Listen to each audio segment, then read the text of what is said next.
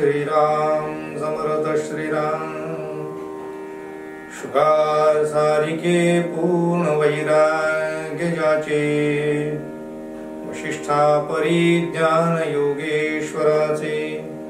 कवी वाल्मिका सारिखा मान्य ऐसा, नमस्कार माझा सद्गुरु रामदासा। मला वाटते अंतरित्वा बसावे, तुझ्या दासबोधासी त्वा बोध व्हावे। अपत्या परी पाववी प्रेम ग्रासा, महाराज या सद्गुरु रामदासा। जय जय रघुवीर समर्थ, सब संतन की जय। भारत माता की जय। श्रोता वक्ता श्रीराम समर्थ श्रीराम। उपस्थित सर्व आदरणीय साधक बंधू आणि भगिनींनो, दशक 12 समासचार याचा आरंभ आज आपण करत आहोत। या समासाचं नावच मुळामध्ये समर्थांनी विवेक वैराग्य असं दिलेलं आहे। समर्थांचे जे अनेक आवडीचे जे शब्द आहेत त्यामध्ये विवेक आणि वैराग्य हे दोन शब्द अत्यंत प्रिय। नुसतं वैराग्य कामाचं नाही आणि नुसता विवेकही कामाचा नाही। या दोघांची जर सांगड असेल तर खऱ्या अर्थाने अध्यात्म कार्य घडू शकते असं समर्थ सांगतात। म्हणून विवेकाचे आणि वैराग्याचे आम्ही पायी झालं पाहिजे। समर्थ म्हणतात आहे, श्रीराम समर्थ श्रीराम। मदभाग्य हातासी आले, परंतु भोगू नाही जाणितले। तैसे वैराग्य उत्पन्न झाले, परिविवेक नाही श्रीराम। मदभाग्य हातासी आले याचा अर्थ एखाद्या व्यक्तीकडे सगळं समृद्धी प्राप्त व्हावी, यथासंबंध सद्भाग्य मिळालाय, धनधान्याने तो समृद्ध झालेला आहे, परंतु तो भोगण्यासाठी त्याला आरोग्यच नाही आहे। घरामध्ये साखरेचे पोते असावे आणि नेमका याला डायबिटीज व्हावा, अशा माणसाला त्या साखरेचा उपयोग काय? ती साखर असून सुद्धा ती त्याच्यासाठी विष होते, त्याला वापरताच येत नाही, त्याचा वापरच करता येत नाही। किंवा समर्थाने एका ठिकाणी असं म्हटलेलं आहे की एखादा करंटा घरामध्ये राहतो आणि ज्या घरात राहतो त्याच्या भिंतीमध्ये धन साचलेलं असते। तो 4 घरी भिक्षा मागतो आणि आपलं पोट भरतो, त्याच्या घरात वैभव आहे पण त्याचं वैभव त्याला भोगता येत नाही। तसा मनुष्य एक गोष्ट प्राप्त झालेली आहे, वैराग्य उत्पन्न झालाय, परंतु विवेक मात्र त्याच्याजवळ नाहीये। म्हणून विवेक आणि वैराग्य या दोन्ही गोष्टी प्रपंचाला आणि परमार्थाला अत्यंत उपयोगी आहे। तुम्ही म्हणतात प्रपंचाला कशा उपयोगी आहे हो? प्रपंचामध्ये विवेक नको? धन जमा करण्यासाठी सुद्धा विवेक लागतो आणि तो योग्य ठिकाणी खर्च करण्यासाठी वैराग्य लागते। जोडून या धन उत्तम व्यवहारे, उदास विचारे वेच करी। म्हणून आमच्या जवळ विवेक आणि वैराग्याचे दोन्ही गोष्टी असल्या पाहिजे। रथाला तशा 2 चाकांची गरज आहे, रथ चालू शकत नाही। एकच चाक असेल तर रथाला जमणार नाही। आम्ही गाडी चालवतोय, त्या गाडीचं एक चाक पंक्चर आहे, गाडी चालवता येईल का? नाही। तसं विवेक नाही म्हणजे एक चाक पंक्चर झालेला आहे, वैराग्य नाही म्हणजे एक चाक पंक्चर झालेला आहे। दोन्ही चाकात उत्तम हवा आहे, याचा अर्थ विवेक आणि वैराग्य दोन्ही आहे, मग आपलं गाडं व्यवस्थित चालते। समर्थ म्हणतात त्याप्रमाणे आदळते आफळते, कष्टी होते दुःखी होते, ऐकते देखते येते, वैराग्य तेने श्रीराम। घरामध्ये एखाद्या ग्रस्ताला पत्नी कर्कशा मिळाली, भांडखोर मिळाली, कटकट करणारी मिळाली. ती काय करते? आदळ आपट करते, आदळते, आपटते, कष्टी होते, दुःखी होते. देखते ऐकते देखते येते वैराग्य. ते पाहून आम्हाला असं वाटते की नको बाबा, संसार मुळीच दुःखदायक आहे, नको तो संसार. ते एखादेच संत असतात तुकाराम महाराजांसारखे की जे म्हणतात की बरे झाले देवा बाईल कर्कशा, पण सगळ्यांना मात्र तसं होत नाही. त्यामुळे क्षणिक वैराग्य निर्माण होते. ते नको वाटते, तो संसार नकोसा वाटतो. मला तुम्ही सांगा की फारकती होण्याचं काय कारण हो नवरा बायकोंमध्ये? फारकत या शब्दाचा अर्थ वैराग्यच आहे, याचा अर्थ संबंध न ठेवणे. मग ज्याच्याशी एकाशी जर भानगडी झाल्या तर दुसऱ्याशी सुद्धा होऊ शकतात, म्हणून तो लग्न करणं सोडून देतो का? नाही, तो एकीला सोडतो आणि दुसरीला पुन्हा लग्न करण्यासाठी तो तयार होतो. याचा अर्थ असा, त्याचं वैराग्य क्षणिक वैराग्य आहे. दुसरा एक शब्द वापरलाय, स्मशान वैराग्य. ते दुःख स्मशानामध्ये क्षणिक होते. तो जाणारा जात असतो, त्या अंत्यसमयी काही लोक तिथे आपले श्रद्धांजलीपर 2-2 शब्द बोलतात आणि आपल्याला सुद्धा असंच जावं लागणार आहे असं म्हणतात. डोळ्यातून 2 अश्रूही पडतात, पण घरी आल्यानंतर मात्र पुन्हा त्या सगळ्या गोष्टी विसरून जातात लोक. याला स्मशान वैराग्य म्हणतात, क्षणिक वैराग्य आहे. हे वैराग्य हे जर कायमस्वरूपी नांदत असेल तर त्याच्या वैभवाला उणं नाही. त्याला भगवंताकडे जाण्याचा मार्ग सुकर झाला समजायचा. समर्थांनी विवेक आणि वैराग्याला जसं महत्व दिलं, तसं माऊली सुद्धा ज्ञानेश्वरीमध्ये विवेक आणि वैराग्याबद्दल विशेष सांगते. विवेकाची भाषा नेणती, वैराग्याची शिमन देखती, ते कैसे पावती मज ईश्वरा. ते परमेश्वरापर्यंत भेटण्यासाठी, परमेश्वर प्राप्तीसाठी विवेक आणि वैराग्याची अत्यंत गरज आहे. पण नुसतंच वैराग्य निर्माण झालं तर पहा, वैराग्य आणि वैताग यात फरक आहे. बायको कडजाग निघाली, भांडखोर निघाली, कटकट करते असं म्हटल्यानंतर त्या माणसाने जर संन्यास घेतला असेल आणि तो जर बाहेर पडला असेल तर ते वैराग्य किती आहे? ते परिणामी वैराग्य आहे.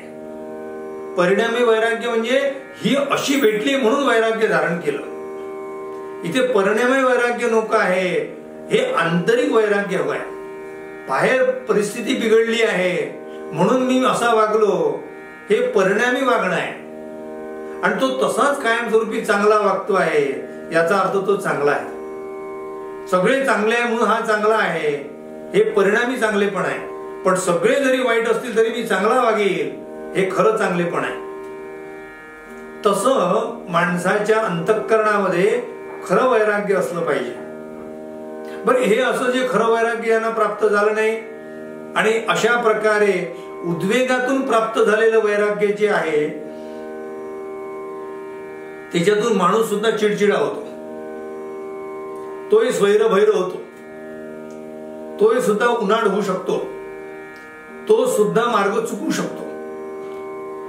पण त्याला वैराग्याबरोबर जर विवेकाची जोड असेल तर वैराग्य हे तर उपयोगीच आहे. कारण वैराग्य निसटण्यासाठी आवश्यक आहे आणि निसटल्यानंतर नेमकं कुठे जायचं हे सांगण्यासाठी विवेक आहे. म्हणून समर्थ कसे म्हणतात पहा, नाना प्रपंचाच्या ओढी, नाना संकटे साकडी, संसार सांडोनी देशधडी, होई तेणे श्रीराम. जो देशधडीला जाणे याचा अर्थ त्याने जोगी होणे, संन्यस्त वृत्ती धारण करणे, त्यातून निसटून जाणे, आता ते नको, आता पुरे झाले असं जेव्हा वाटते तेव्हा वैराग्य उत्पन्न झालेलं असते. माणसाचं वैराग्य कसं आहे सांगू का? जसं जेवताना त्याला जर बुंदीचा लाडू दिला मोतीचूरचा, तर तो 2 लाडू खातो, तृप्त होतो आणि तो म्हणतो आता नको. पण ते नको कुठपर्यंत असते? जोपर्यंत दुसरी जेवणाची वेळ येत नाही तोपर्यंत. दुसऱ्याच्या पुन्हा जेवायला बसला, दुसऱ्या जेवताना सुद्धा तो तेच म्हणतो, का ग घरात आहे काय एखादा दुसरा लाडू? पुन्हा लाडूची आठवण होतेच. म्हणजे ते जे वैराग्य निर्माण झालं आहे ते वैराग्य क्षणिक आहे.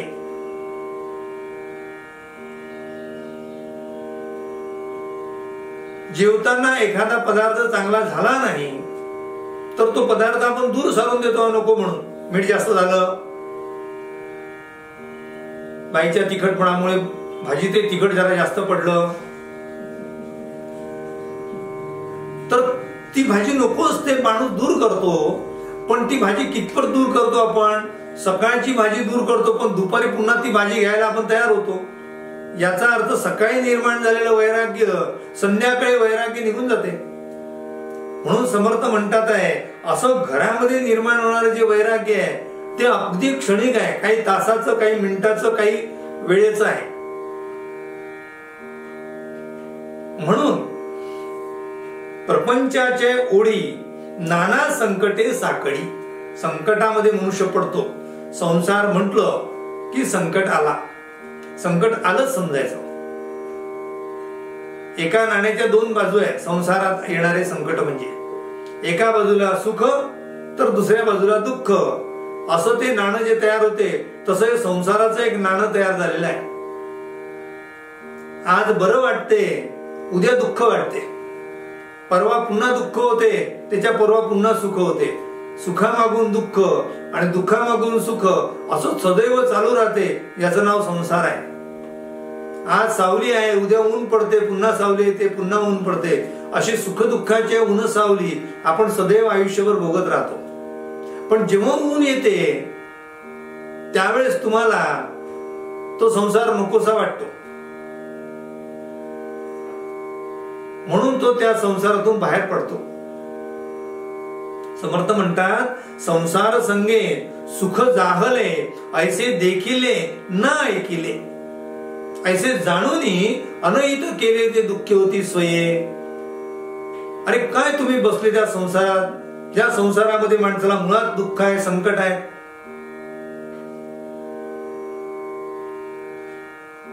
मग काही लोकांनी त्या संसारातच पडायचं नाही म्हणून संन्यास घेतला.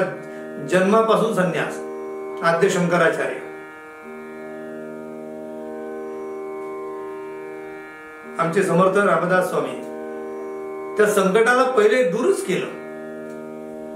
तावत भयाब्दी बेतव्यम यावत भयम अनागतम आगतम तू भयम वीक्ष नरक कुर्या यथा यथोचितम, असं संस्कृत वचन आहे. संकटाला कुठपर्यंत भ्यावं? संकट जोपर्यंत दूर आहे तोपर्यंत भ्यावं. तुम्हाला माहिती आहे की संसारात चटके आहे, या संसारात सुख नाही आहे, हे माहीत झालं असेल तर सुरुवातीलाच वैराग्य निर्माण करावं आणि त्या संसारात पडूच नाही. आता इकडून तिकडून जर त्या संसारात तुम्ही जर चुकून का होईना पडले तर संसाराला भिवून पळून जाता येणार नाही. संसाराला भिवून पळून गेले याचा अर्थ ते वैराग्य निर्माण जरी झालं तरी ते वैराग्य मात्र ते परिस्थितीने निर्माण झालेलं वैराग्य आहे. स्वीकारलेलं वैराग्य आणि ओढवलेलं वैराग्य यात फरक आहे. स्वीकारलेलं दारिद्र्य आणि माथी आलेलं दारिद्र्य यात फरक आहे.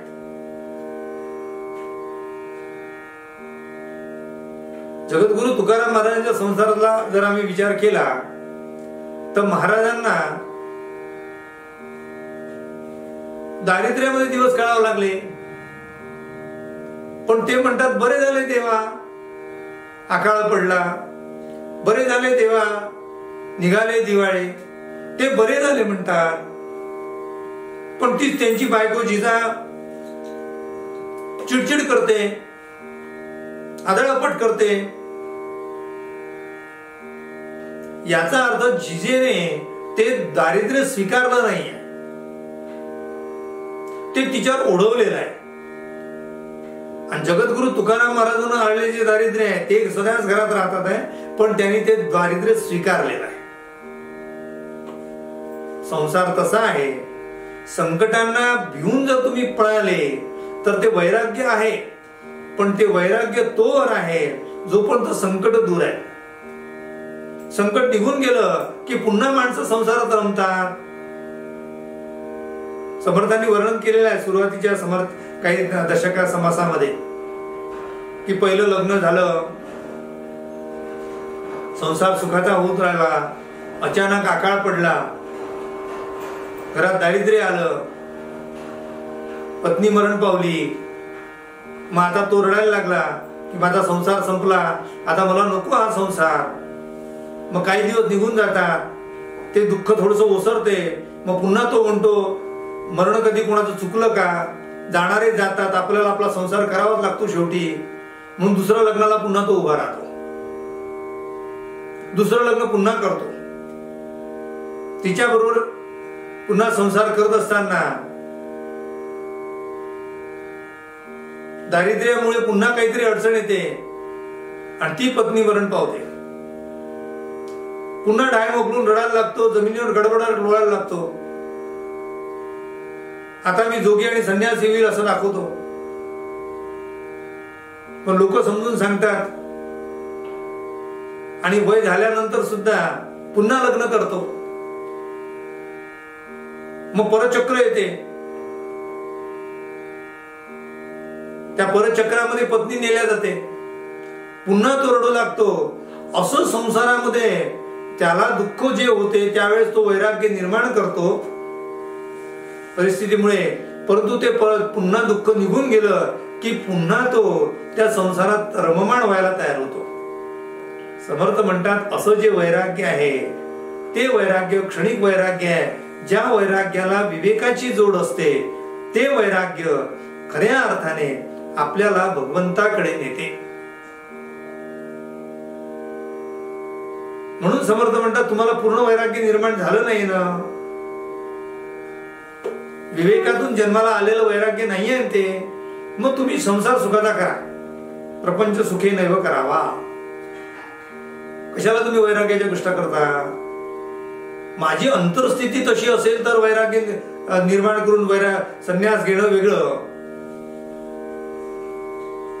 आणि वरून वरून फक्त माझ्यामध्ये वैराग्य निर्माण होऊन अंतरीपासून ते वैराग्य असलं पाहिजे.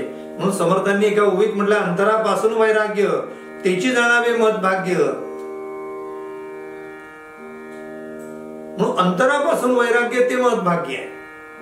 वरवरचं वैराग्य क्षणिक वैराग्य हे जास्त तापदायक आहे. म्हणून समर्थ इथे म्हणतात आहे की असं नाना संकटे साकळी, साकळी म्हणजे संकट, संसार सांडून देशजडी होय, चिंते पासून सुटला, पराधेन ते पासूनी पळाला, दुःख त्यागे मोकळा झाला, रोगी जैसा श्रीराम.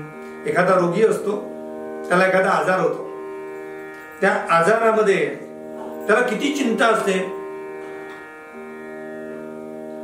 औषध लागू पडेल का, आता सध्या असलेल्या आजारांमध्ये औषध वेळेवर मिळेल का, औषध लागू पडेल का, माझी चिंता दूर होईल का, माझं दुःख दूर होईल का, आजार दूर होईल का. त्याच्यातून आजार दूर जर झाला आणि तो खुशीने घरी आला तर त्याच्यासारखा त्याला आनंद दुसरा नाही. त्याप्रमाणे जसा रोगी आजारातून बरा झाल्यावर आनंदी होतो, तसा परी तो होय नाही मोकाट. आता मी आजारातून बरा झालेलो आहे, आता माझ्याजवळ अँटीबॉडीज आलेले आहेत, आता मला चिंता नाही, मी कुठेही फिरेल, मास्क घालेल, सॅनिटायझर वापरेल, नाही तर नाही वापरणार, गर्दीत जाईल, नाही तर एकट्यात बसेल, आता मला कोणाची भीती नाही, असं म्हणून त्याला चालत नाही. तो मुकाट होऊन चालणार नाही. जरी तो आजारातून बरा झाला तरी सुद्धा डॉक्टर म्हणतात तुझा आजार जरी बरा झाला तरी तुला पुन्हा आजार होऊ शकतो, मुकाट होऊ नको. जरी तू आजारातून बरा झाला तरी तुला आजारानंतर होणारे जे काही त्रास आहेत ते तुला भोगावं लागू शकतात. म्हणून तू तो आरोग्याची काळजी घे. म्हणून जरी आम्ही एखाद्या गोष्टीतून बरं झालो असलो तरी सुद्धा मुकाट होता येणार नाही. डायबिटीजचा अनुभव तुमच्या आम्हा सगळ्यांना आहे. ज्या लोकांना डायबिटीज आहे ते लोक महिनाभर पालन करतात, साखर खात नाही, मोजकं जेवतात, सांगितलेलं औषध घेतात, सगळ्या काळजी घेतात, व्यायाम करतात, फिरायला जातात, सगळं करतात. आणि जेव्हा ब्लड टेस्ट केले जाते आणि त्या ब्लड टेस्ट मध्ये शुगर कमी झालेली दिसते तेव्हा ते खुश होऊन जातात. आणि जेव्हा ते शुगर डाऊन दिसल्याबरोबर किंवा कंट्रोल आहे असं लक्षात आलं की वेल कंट्रोल असं लक्षात आल्याबरोबर ते ताबडतोब घरी आंब्याचा रस करतात. 1 वाटी आता घ्यायला हरकत नाही. पुरणाची पोळी गेली तर अर्धी घ्यायला काय हरकत नाही, आता माझी कंट्रोल आहे. समर्थ तेच म्हणतात की रोगी आहे, तुम्ही बरे झाले असले तरी तो रोग पुन्हा उद्भवू शकतो. म्हणून तुम्ही त्याच्यापासून कायम दूर राहिलं पाहिजे. त्याचं नाव वैराग्य आहे.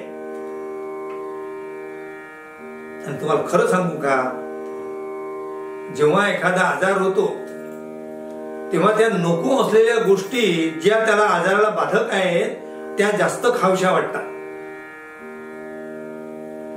त्याच्याकडे मन जास्त लाचावते, जीभ जास्त वळवळ करते, तिकडे तिकडे धाव घेते, हात तिकडेच जातो.